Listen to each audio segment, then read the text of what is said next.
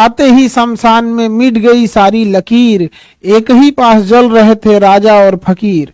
तो जितना इस समाज में लोग बन जाए, यहाँ पे जाना यहीं पे है, किसी को कब्रिस्तान जाना है तो किसी को शमशान जाना है, दोनों हाथ से बटोरने में लगे हुए हैं हम लोग खाली हाथ जाने के लिए। हम लोग के समाज में ना आचार्य रजनीश थे, अब तो नहीं रहे, उनका एक बड़ा प्रचलित एक कथन था कि शमशान घाट और कब्रिस्तान अगर समाज के हमारे शहर के बीच में अगर रहता, तो अगर ऐसे बीच में रहता तो इससे लोग डेली डरते और देखते कि यही हमारा लास्टली हमें यही आना है। बट हमारे यहाँ क्या है ना कि वो सब शहर के लास्ट में होते हैं, तो लोग को कभी कभी जाना होता है, देखना होता है, वरना अगर ये सब चीजें बीच में रहती तो लोग जरूर डरते हैं यहाँ पे। इसलिए कभी किसी को भी अपने ऊपर अहंकार नहीं करना चाहिए। जब सोने की रावण की लंका नहीं बची, सिकंदर जैसा राजा नहीं बचा, तो हमारी आपकी क्या ही बिसात है हम लोग की। तो एक दूसरे से जब तक रहे यहाँ पर इस पृथ्वी पर, एक दूसरे से मिलजुल के रहना चाहिए। आस पड़ोस में ही से हमारी शुरुआत होती है यहाँ पर। किसी को किसी चीज पे अहंकार नहीं करना चाहिए। सबके जीवन में एक ऐसी रात आएगी जिसके बाद कोई सवेरा नहीं होगा। सबको यहाँ से जाना रहता है, इसलिए जाने से पहले एक अपने साथ एक अच्छी यादें छोड़ के जाए।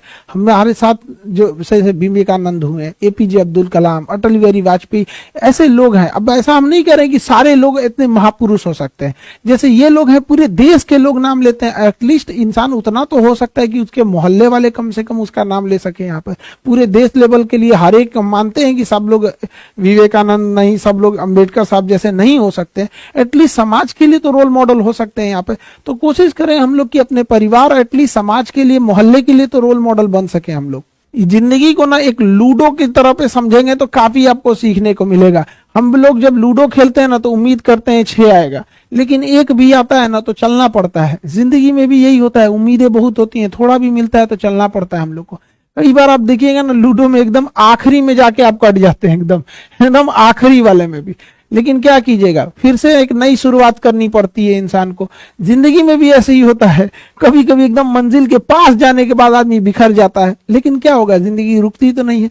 फिर एक नया सवेरा होता है, फिर एक नई शुरुआत करते हैं।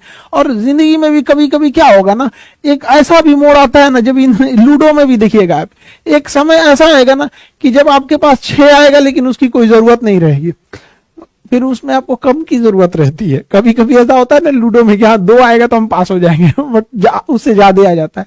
जिंदगी में भी एक दौर ऐसा आएगा ना जब इंसान के लिए पैसे वैसे की कोई महत्व नहीं रह जाएगी यहाँ पर। फिर इंसान सुकून शांति ढूंढने लगता है। तो हमें भी अपने छोटी छोटी चीजों से सीखनी चाहिए कि बहुत चीज नहीं है ये पैसा, धन, दौलत, ये सब चीज।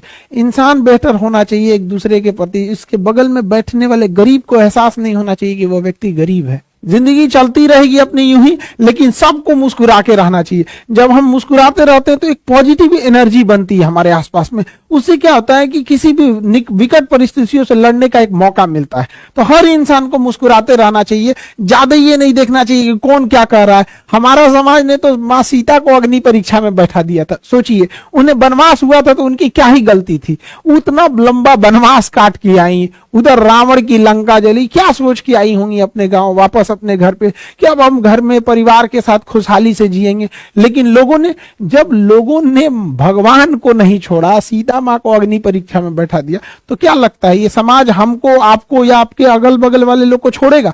कभी नहीं छोड़ेगा। यहाँ